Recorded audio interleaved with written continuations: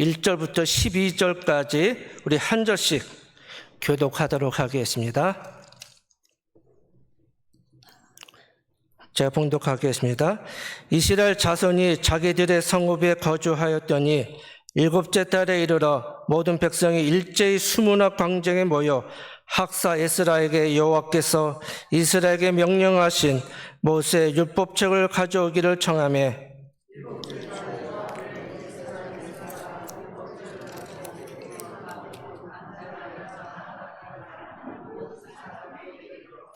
수문학 광장에서 새벽부터 정오까지 남자나 여자나 알아들을 만한 모든 사람 앞에서 읽음에 무 백성이 그 율법책에 귀를 기울였는데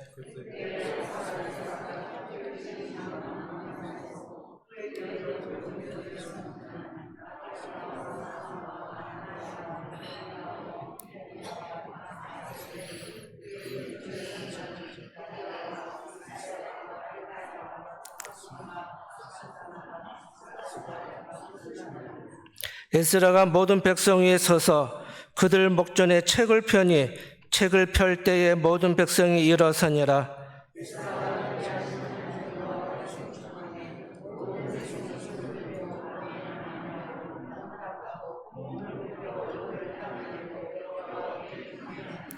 예수아와 바니와 세레바와 야민과 악국과 사부대와 호디야와 마아세야와 그리다야와 아사랴와 요사박과 하난과 블라와와 네 사람들은 백성이 제절에 서 있는 동안 그들에게 율법을 깨닫게 하였는데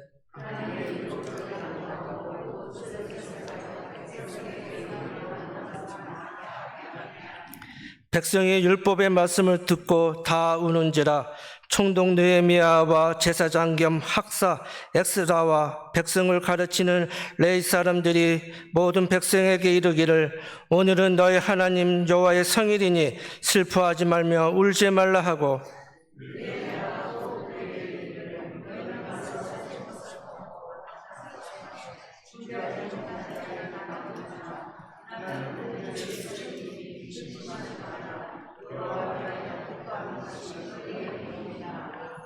레위 사람들도 모든 백성에게 정숙하게 하여 이르기를 오늘은 성일이니 마땅히 조용하고 근심하지 말라 하니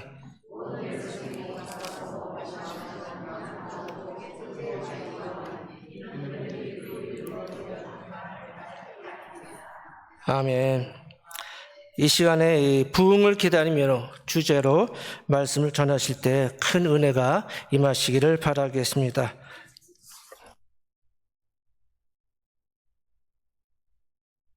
기도하겠습니다. 좋으신 하나님 아버지 감사합니다. 이 시간도 성령 하나님 함께하여 주시고 성령 강림 주일 주의 말씀이 온전히 선포되어지며 그 말씀으로 말미암아 기뻐하며 즐거워하는 시간 되어줄 수 있도록 하나님께서 함께하여 주시옵소서. 예수님의 이름으로 기도드렸습니다. 아멘. 할렐루야. 저는 이번 주에 결혼 29주년을 지냈습니다. 고생하는 아내에게 나랑 살아줘서 고맙다라고 또 한 번 고백을 했습니다. 꽃다발은 금방 시들 것 같아서 몇 달이라도 좀 이쁘게 피어 있으라고 난 바구니 이쁜 것을 이렇게 선물로 해 주었습니다. 이번 주를 지내며 그런 생각을 해보았습니다. 가정이 살아야 교회가 산다. 뭐라고요? 가정이 살아야 교회가 산다. 믿으십니까?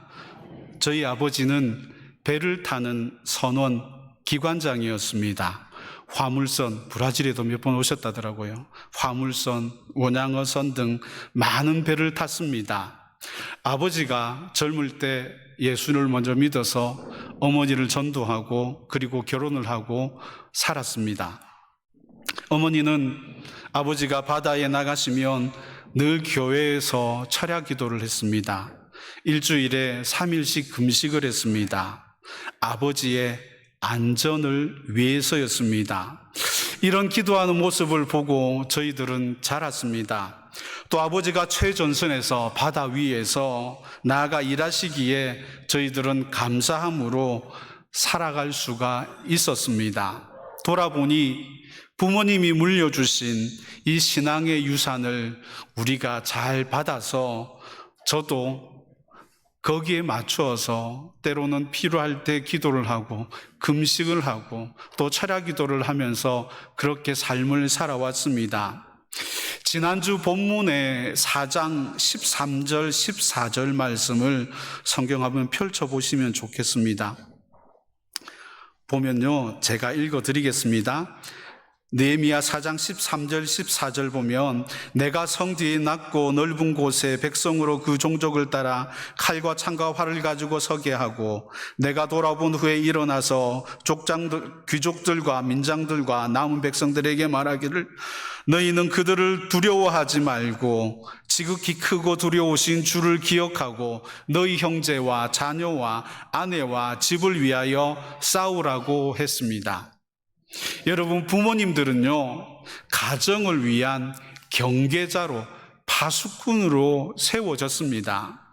느헤미야 4장 13절 말씀, 그들의 종족을 따라서 칼과 창과 활을 가지고 서 있게 했습니다.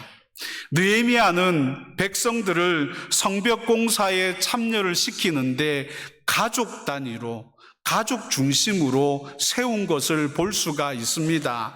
이것은 단순한 건축 방식이 아닙니다. 하나님께서 이 가정 공동체가 첫 번째 방어선이라는 것을 알았던 것입니다. 오늘날도 마찬가지입니다. 부모는 단지 양육자가 아닙니다. 좋은 학교 보내고 좋은 옷 입히고 좋은 먹거리를 준다고 해서 끝난 것이 아닙니다. 부모는 영적인 경계자입니다. 가정의 파수꾼으로 부름받았다는 것을 기억하며 살아가야 됩니다. 하나님이 맡기신 가정, 하나님이 맡기신 그 자녀를 위하여서 말씀과 기도로 지켜야 할 책임이 바로 우리 부모들에게 있다는 것입니다.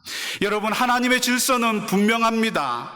가정에서 부모가 먼저 세워질 때에 다음 세대가 세워집니다. 교회도 마찬가지입니다. 우리의 모습들을 보고 우리의 신앙의 본을 보고 이 위에 있는 아이들이 그 모습을 바라보면서 본받고 자라간다는 것입니다. 그래서 우리 부모들이 중요한 것입니다. 그래서 우리가 대충 살면은 자녀들도 대충 삽니다. 교회 안에서 싸우는 모습을 보면은 그 아이들이 자라서 교회 안에서 싸웁니다. 교회에서 싸워도 되는 줄 착각하며 살아갑니다. 우리가 열정을 가지고 하나님께 나아가는 모습을 보며 자라면은 그 자녀들도 그렇게 살아간다는 것입니다.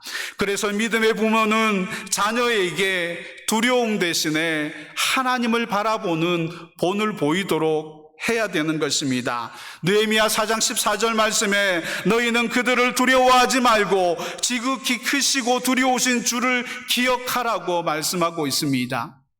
느헤미야는 백성들에게 외칩니다. 적들을 보고 두려워하지 말고 하나님을 보라는 것입니다. 이것이 단순한 용기, 외침이 아니라 신앙의 방향을 바로 잡는 명령인 것입니다.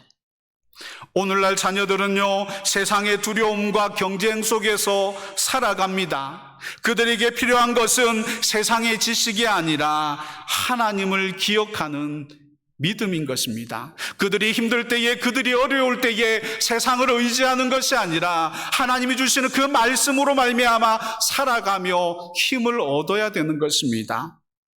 하나님을 기억하는 믿음인 것입니다.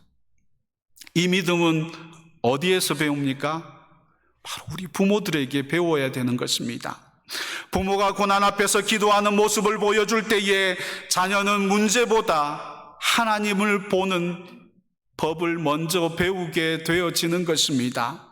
부모의 하나님이 자녀의 하나님이 되는 이 은혜를 저와 여러분을 마음껏 누리며 살아가기를 주의 이름으로 축복합니다. 이것이 바로 신앙 계승의 비밀입니다. 수요 예배 때 이야기했던 전수하는 것입니다.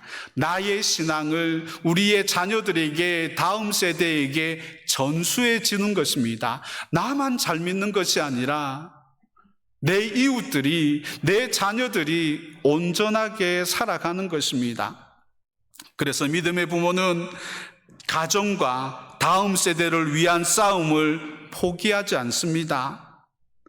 4장 14절 말씀에 보면요, 형제와 자녀와 아내와 집을 위하여 싸우라고 합니다. 하나님은 느헤미야를 통하여서 가족을 위한 싸움을 명령하고 있습니다. 이 싸움은요, 칼을 든 창을 든 싸움이 아니라는 것입니다. 기도와 말씀, 본이 되는 삶으로 싸우는 것입니다. 영적 전쟁인 것입니다. 부모로서 우리는 자녀를 위해서 울고 말씀 앞에 서고 세상의 가치관에 맞서야 되는 것입니다. 하나님은 부모의 눈물의 기도를 결코 헛되게 하지 않습니다. 그렇게 살 때에 무너진 성벽은 다시 세워지는 것입니다. 믿으십니까? 느헤미야는 공동체의 회복을 위하여서 가정의 자리에서부터 시작했습니다. 바라기는 우리들의 가정이 말씀으로 행복해지기를 주의 이름으로 축복합니다. 고신대 교수인 김두식 목사님의 전도는 어명이다라는 책이 있습니다. 어명은 왕이 내리는 명령입니다. 어명은 반드시 지켜져야 됩니다. 중간에 포기하거나 실행하지 않으면은 엄청난 불이익을 당합니다. 때로는 죽임을 당할 수도 있습니다. 우리가 아무리 이 세상에서 출세하고 성공하고 이 땅에서 좋은 집에서 살고 좋은 차를 타고 다닌다고 할지라도 예수 그리스도의 심판대 앞에 모두가 서게 되어 있습니다. 주님께서 내리신 이 명령, 이 어명, 생명을 살리는 이 일을 감당하지 못한다면 하나님 앞에서 결단코 잘난 인생이 아니라는 것입니다. 고린도전서 9장 16절 말씀을 보면 내가 복음을 전할지라도 자랑할 것이 없음은 내가 부득불할 일임이니라. 만일 복음을 전하지 아니하면 내게 화가 있을 것이라고 바울은 말합니다. 여기서 말하는 부득불할 일이라는 것은 이 부득불이라는 단어는요, 강제적으로, 필수적으로, 반드시 숙면적으로 해야 할 일이라는 것입니다. 복음을 전하는 것은요, 선택이 아니고 필수라는 것입니다. 성령 강림주일, 우리는 우리 안에 성령이 충만하지 않으면, 내가 하나님을 온전히 믿고 있지 않으면 복음을 전하지 못합니다. 복음을 전하는 일은 누가 하기 때문입니까? 도구인 내가 하지만 성령님이 함께 하셔야 가능하기 때문입니다. 교회의 역사 속에서 그 부흥의 시대에 나타난 공통점은요, 이 하나님의 말씀을 믿었을 때에 부흥을 경험했다는 것입니다. 성경이 하나님의 계시이며 하나님의 진리의 말씀임을 믿을 때에 영적인 부흥을 경험하게 되었다는 것입니다. 1907년 평양 대부흥이 일어났을 때 그 성령의 놀라운 은혜들이 있었기 때문에 가능했다고 이야기를 합니다. 여러분, 부흥이 무엇입니까? 교회가 숫자적으로 많아지고 외적으로 건물을 세우고 확장되어지는 것이 부흥이 아닙니다. 부흥이란 단어의 의미는요, 쇠퇴했던 것이 다시 일어나는 것, 다시 살리는 것을 의미합니다. 살아있는 것을 다시 생기 있게 만드는 것, 다시 소생시킨다는 뜻을 가지고 있는 것입니다. 우리가 봤을 때에 분명히 물은 물인데 흙탕물인데 이 흙탕물을 깨끗하게 정화해서 먹을 수 있는 살아있는 물로 만드는 것입니다. 흙탕물이 죽은 것은 아닙니다. 그렇지만 활용할 수 있도록 그것이 만들어져야 되는 것입니다. 우리가 예수 믿는다고 해서 복음을 전할 수 있는 것 아닙니다. 우리는 흙탕물이었던 그냥 예수 믿는 사람들이었습니다. 이제는 성령이 충만하여서 생수가 되어서 사람들에게 필요한 물이 되어서 땅끝까지 이르러 증인이 되어져야 되는 그런 삶을 살아가야 되는 것입니다. 하나님께서 자기 백성들에게 영적인 능력을 회복시키기 위하여서 그들의 마음속에 부어지는 성령의 주권적인 그 사역이 있어야 복음이 전해지는 것입니다. 로이드 존스는요, 부흥이란 성령을 통하여서 행하시는 하나님의 일이라고 했습니다. 우리 가운데 영적 부흥이 일어나게 되어지면 성도가 성도답게 살게 되어지고 또 교회가 교회의 본질인 이 사명과 목적을 회복하게 되어지는 것입니다. 여러분들 삶 가운데 전도를 해본 적이 언제였습니까?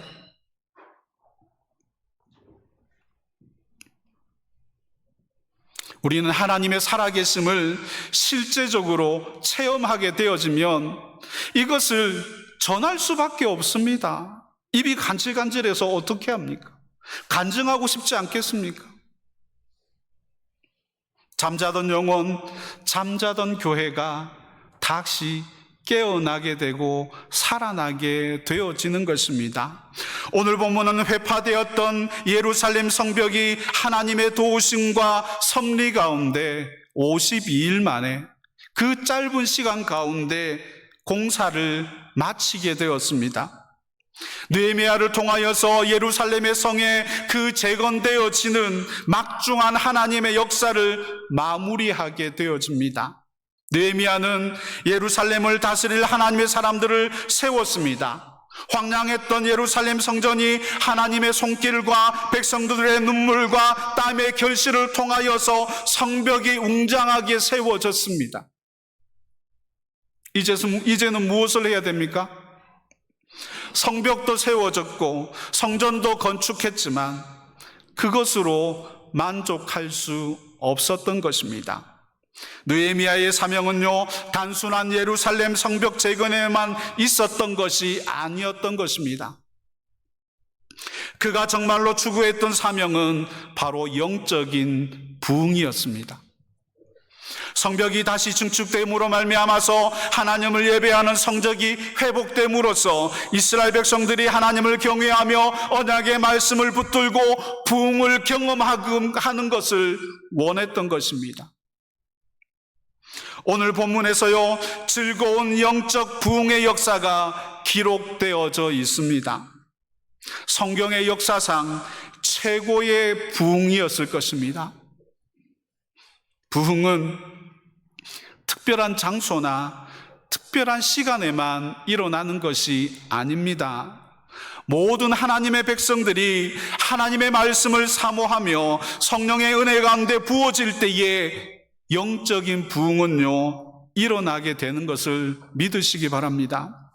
그러기 위해서 우리가 알아야 될 것은요, 첫 번째는 영적 부흥은 말씀을 향한 갈망이 있습니다. 오늘 1절 말씀 우리 다 같이 읽습니다. 1절입니다. 시작. 이스라엘 자손이 자기들의 성읍에 거주하였더니 7째 달에 이르러 모든 백성이 일제히 수문 앞 광장에 모여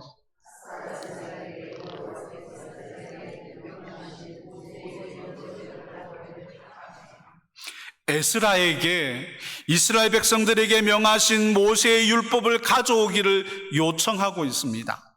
오늘 본문의 모든 백성이 일제히라고 합니다. 일제히라는 것은요, 한 마음으로 수문 앞 광장에 모였다는 것입니다. 이렇게 모인 것은 예루살렘 성벽 재건을 통하여서 하나님에 대한 신앙이 더욱더 커지고 민족에 대한 그런 연대의식이, 공동체의식이 끈끈하게 되어져 있었기 때문입니다. 느헤미야가 소집했거나 요청한 것이 아니었습니다. 백성들이 자진해서 한 마음으로 그 수문 앞 광장에 모였다는 것입니다. 그리고 에스라에게 율법책을 가져오기를 요청했습니다. 그들은 성벽이 완공되는 것으로 만족할 수 없었습니다. 하나님의 말씀이 필요하다는 것을 알았던 것입니다. 13절에 보면 수문 앞 광장에서 새벽부터 정오까지 남자나 여자나 알아들을 만한 모든 사람들 앞에서 읽음에 무백성이 그 율법책에 귀를 기울였다고 했습니다. 새벽부터 정오까지는요, 약 6시간 정도 되어집니다. 당시에는 개인적으로 성경책을 가지고 있지 못했습니다.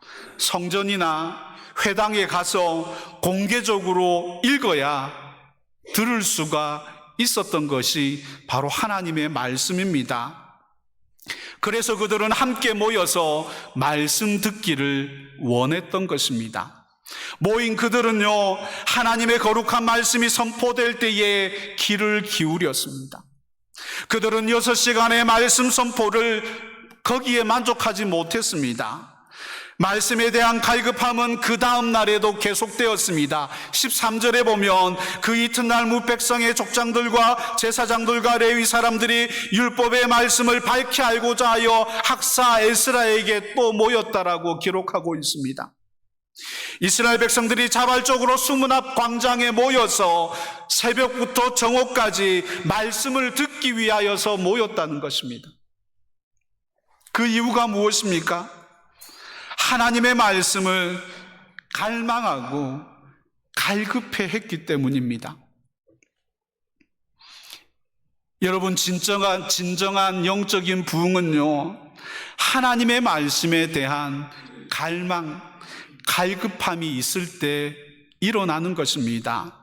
이스라엘 백성들은 성벽이 완공되어지고 느헤미야의 지도력을 통하여서 안정과 평안을 누리고 있지만 외부적인 그런 환경만으로는 만족하지 못했던 것입니다. 하나님의 말씀에 대한 갈급함이 있었던 것입니다. 5절에 보면 에스라가 모든 백성 위에 서서 그들의 목전에서 책을 펴니 책을 펼 때에 모든 백성이 뭐 했다고요? 일어났다고 했습니다. 얼마나 말씀에 대한 갈급함이 있었으면 6시간 동안이나 서서 하나님의 말씀을 들었겠습니까? 여러분, 우리는 어떻습니까? 앉아서 30분 설교 듣는 것도 힘들다고 합니다. 시계를 살핍니다. 지루해합니다. 스마트폰을 꺼냅니다. 이스라엘 백성들이 얼마나 하나님의 말씀을 기다리고 사모하고 갈급해했으면 말씀을 펼 때에 모든 백성들이 일어났겠습니까? 또 6절에 보면요, 에스라가 위대하신 하나님 여호와를 송축하며 모든 백성들이 손을 들고 아멘 아멘 하고 응답하여 몸을 굽혀 얼굴을 땅에 댔다고 했습니다. 여호와께 경배했습니다. 하나님의 말씀의 권위에 순종했다는 것입니다. 말씀이 주어질 때마다 뭐 했다고요? 아멘, 아멘. 해볼까요? 아멘, 아멘. 제가 여기 3번째 설교를 하는데 설교를 준비를 하면은 이 대목이 되면 아멘 소리가 나올 거다라고 기대를 하면서 설교 준비를 합니다. 이상하게 조용해요. 제가 설교를 준비를 잘못했나? 이상하게 이 분위기가 그런 것 같아요. 예배 스타일일 수 있습니다. 경상도 아저씨처럼요. 경상도 아저씨는 퇴근하면은 3마디를 한다 그러죠. 아는, 묵자, 자자. 무슨 말인지 압니까? 이것을 풀이하면요, 아는 이 말은요, 여보 사랑하는 내 여보 오늘 고생 많았지요.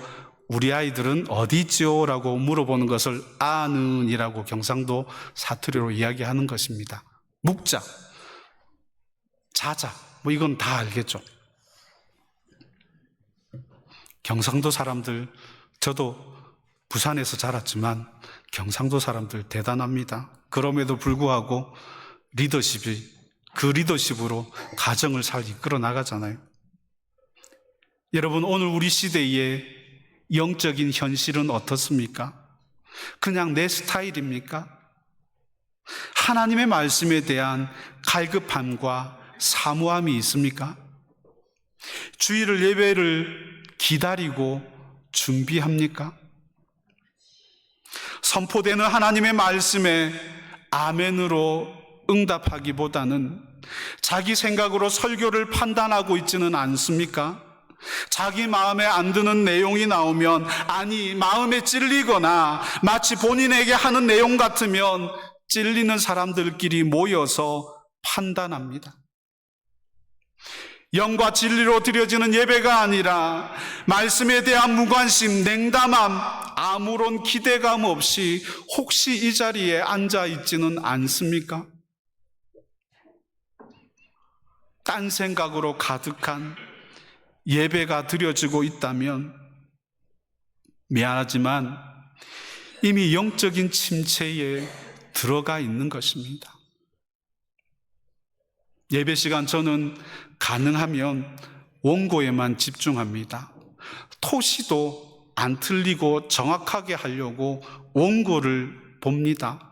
왜냐면요, 원고에서 벗어나면 설교 시간이 저는 25분에서 30분 준비를 하는데 원고에서 벗어나는 순간 이게 1시간이 되어지더라고요.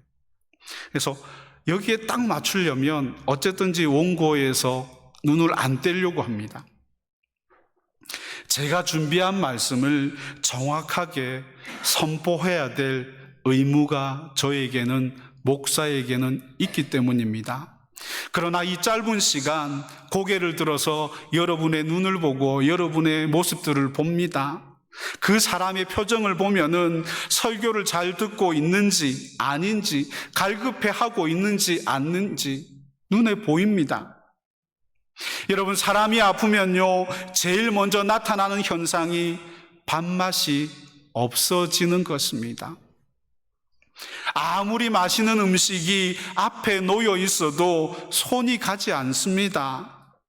마찬가지로 우리 영혼이 병들면은 하나님의 말씀에 대한 갈급함이 없어집니다.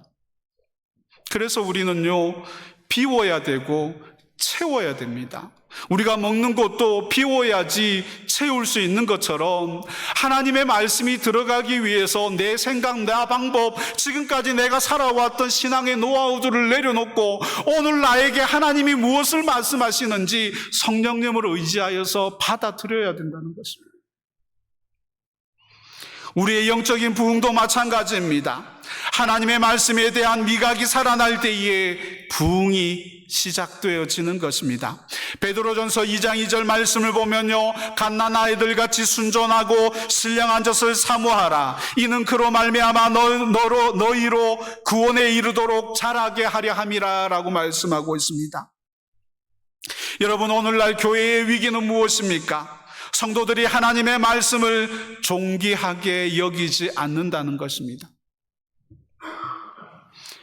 교회가 가장 성경적으로 돌아갔다는 청교도 시대에는요, 목회자의 가장 중요한 의무가 성도들이 공적인 예배에 출석시키는 것이었습니다. 성도들이 의무적으로 하나님의 말씀을 듣는 예배에 참석할 수 있도록 그 당시에는 법률까지 제정했다고 전해져 오고 있습니다. 여러분, 우리 시대에 가장 긴급하게 요청되어지는 것은요, 하나님의 말씀에 대한 사모함, 갈급함입니다. 영적인 부흥은요, 설교를 듣는 것을 넘어서 갈급함으로 하나님의 말씀을 듣는 것입니다. 그러나 오늘 우리 시대는 말씀의 갈급함이 사라져 버렸습니다. 현대인들의 편리함과 분주함 속에서 성경과 말씀은, 예배는 언제나 우선순위에서 멀어져 버렸습니다. 제가 중등부 때 불렀던 찬양이 있습니다. 죄송해요, 죄송해요, 정말 잔치에 갈 수 없어. 장가 가야 하고 소도 사야 하고 농가밭에 나가서 할 일은 많아 내 어이하리 죄송해요. 이걸 현대로 개사를 해보면요, 예배 갈 수 없고, 기도할 수 없고, 전도할 수 없고, 선교도 할 여유가 없어서 죄송합니다. 혹시 우리의 모습이 아닌지. 지금까지 그렇게 살아오셨다면 회개하시기 바랍니다. 애통하시기 바랍니다. 하나님, 내가 이렇게 살았습니다. 울며 불며. 여러분, 이 주위에 큰 교회들에서 세워놓은 많은 기도원들이 있을 것입니다. 기도하러 얼마나 갔습니까? 한때는, 옛날에는 그랬는데, 아니요, 지금이 중요한 것입니다. 지금 말씀으로 하나님 앞에 서야 하는 것입니다. 부산 영도에 가면 고신대학교가 있습니다. 제가 다니던 모교입니다. 도서관에 올라가는 산꼭대기에 있어서 도서관을 올라가려면 거의 한 40도 가까이 되어지는 이렇게 고바위를 올라가야 됩니다. 거기 중간에 보면 커다란 돌이 있는데 코람데오라고 써 있습니다. 하나님 앞에서. 지금 하나님 앞에서 살아가라고 그 대학생들에게 메시지를 전하는 것입니다. 지금 기도로 주님께 아뢰야 됩니다. 저는 총신대학원을 다닐 때에 저녁 9시까지 도서관에서 책을 보든지 레포츠를 쓰든지 그렇게 시간을 보냅니다.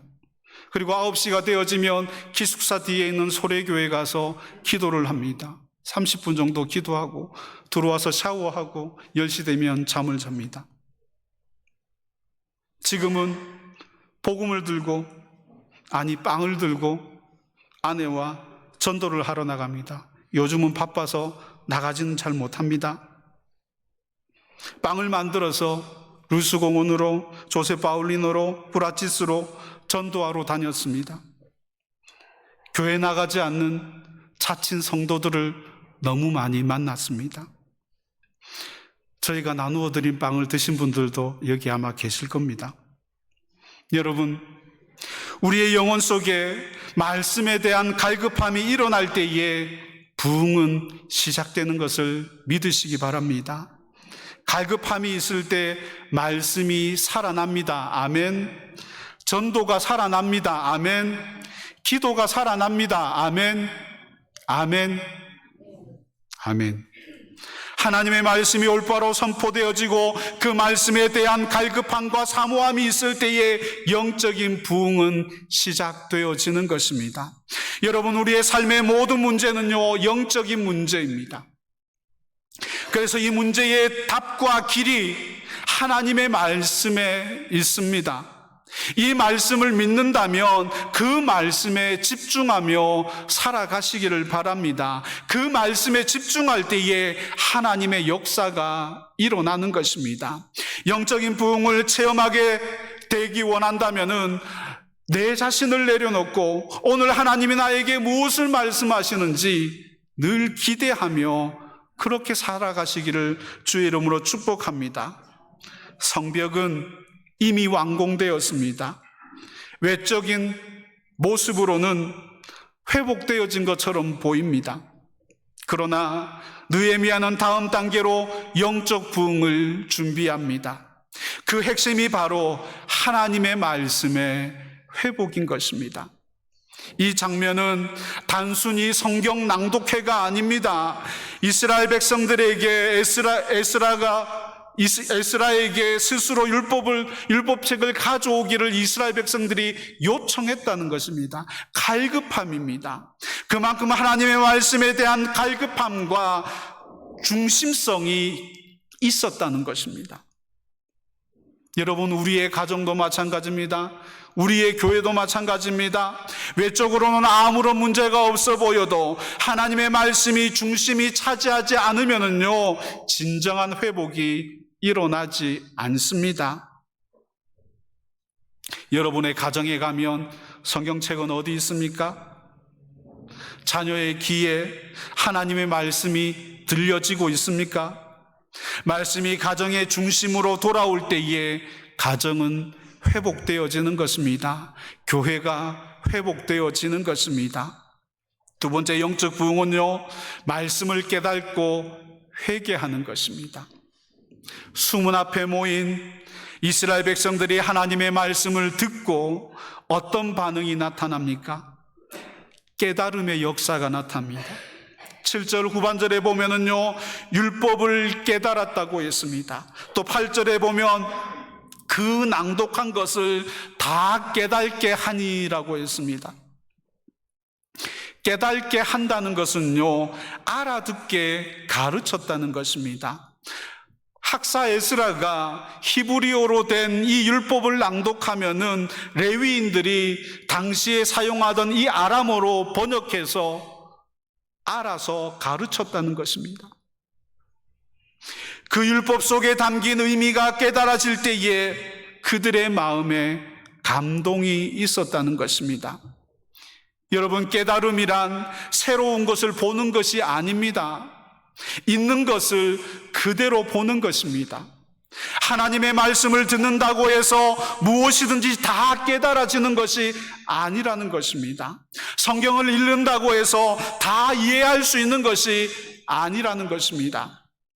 그러나 이스라엘 백성들은요, 9절에 보면은요, 백성이 율법의 말씀을 듣고 다 울었다고 합니다. 말씀을 통하여서 하나님의 뜻을 깨닫게 되니까 그 마음에 찔림을 받고 죄에 대한 아픔이 있으니까 그들이 울었다는 것입니다. 하나님의 말씀을 듣고 자신의 죄를 깨달아서 흘리는 그 회개의 눈물, 하나님의 말씀의 은혜에 잠긴 기쁨의 눈물이었습니다. 이때 느헤미야는 10절 말씀에서 오늘은 너희 하나님 여호와의 성일이니 슬퍼하지 말며 울지 말라고 합니다. 도리어 여호와를 기뻐하는 것이 너희의 힘이라고 말씀하고 있습니다. 여러분, 진정한 영적인 부흥은요, 하나님의 말씀을 깨닫고 그 말씀에 대한 각성과 기쁨이 회복되어지는 것입니다. 가장 먼저 하나님의 말씀이 깨달아질 때에 새로운 영적인 세계로 들어가게 되어지는 것입니다. 복음서에 보면은 예수님께서 수많은 말씀을 선포합니다. 하나님 나라에 대한 비유에 대하여서 천국에 대해서 말씀하실 때에, 그러나 아무리 비유로 이야기하지만 그 말씀을 깨달은 사람들이 별로 없었다는 것입니다. 마태복음 13장 13절 말씀을 보면 그러므로 내가 그들에게 비유로 말하는 것은 그들이 보아도 보지 못하며 들어도 듣지 못하며 깨달지 못한다라고 말씀하고 있습니다. 여러분, 하나님의 말씀이 깨달아져야 믿음의 열매가 맺히게 되어지는 것입니다. 아무리 사랑하라고 강조해도 내 삶 가운데 사랑하지 못하면 하나님의 말씀을 받아들이지 못한 것입니다. 그러므로 말씀의 깨달음이 없이는요, 영적인 부흥을 기대할 수가, 체험할 수가 없습니다. 개인의 영적인 부흥이 찾아오게 될 때에 나타나는 첫 번째 현상은요, 자신의 죄를 깊이 인식하고 회개의 자리로 나아오게 되어지는 것입니다. 회개는 후회하는 것이 아닙니다. 지금까지 가던 길에서 돌아서는 것입니다. 다시 하나님 앞으로 돌아서는 것입니다. 이스라엘 백성들은 하나님의 말씀을 듣고 수문 앞 광장은 온통 눈물바다를 이루었습니다. 수년간 닫혀 있었던 눈물샘이 터지기 시작했습니다. 이것이 영적인 부흥의 시작입니다. 진리의 말씀을 깨닫고 자신의 죄를 고백하며 회개할 때에 영적인 부흥은 시작되어지는 것입니다. 죄로 인하여서 고통의 눈물이 있지만은 주님의 말씀은요, 기뻐하며 회복하는 역사가 일어나는 것입니다. 말씀을 드릴 때에 찔림과 아픔이 있지만 성령 하나님은 그 근심을 기쁨으로 바꾸어 주실 줄 믿으시기 바랍니다. 오늘 본문은요, 중요한 세 가지 요소를 포함하고 있습니다. 낭독, 해석, 그리고 깨달음입니다. 하나님을 그 말씀을 단순히 읽는데, 하나님의 말씀을 그냥 단순히 받는데 그치지 않고 해석하여서 그것을 깨닫게 하여서 참된 진정한 역사가 일어났다는 것입니다.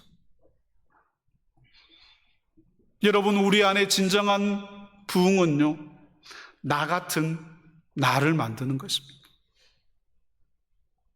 나 같은 성령 충만한 사람을 또 만들어 나아가는 것입니다. 그것을 재생산이라고 이야기를 하죠.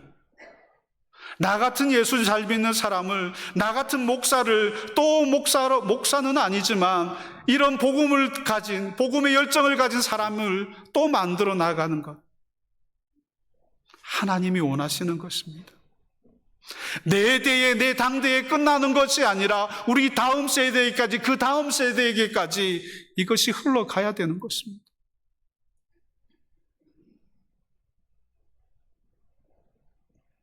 오늘날 가정에서 이것은 부모의 책임입니다. 말씀을 자녀에게 읽어주고 그 뜻을 설명하고 삶 속에 적용하게 도와주는 사람은 바로 우리 부모들입니다. 부모는 가정의 제사장입니다.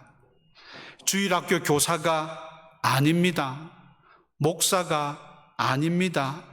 먼저 부모가 말씀을 해석해 주는 자로 서 있어야 되는 것입니다. 나 예배 드리니까 네 알아서 놀아라 주일학교 혹시 던져놓은 아이들 없습니까? 다음 세대에게까지 이 말씀이 온전히 전해져야 됩니다. 가정에서 말씀이 살아 움직이기 시작할 때에 그 가정은 다시 살아납니다. 말씀은 슬픔을 기쁨으로 바꾸는 능력이 있습니다. 9절에서 10절 말씀을 보면 백성이 율법의 말씀을 듣고 다 우는지라 너희는 근심하지 말라 여호와로 인하여 기뻐하는 것이 너희의 힘이니라 라고 말씀합니다. 말씀이 선포될 때에 하나님의 사람들은요 감동받고 죄를 깨닫고 회개하는 것입니다.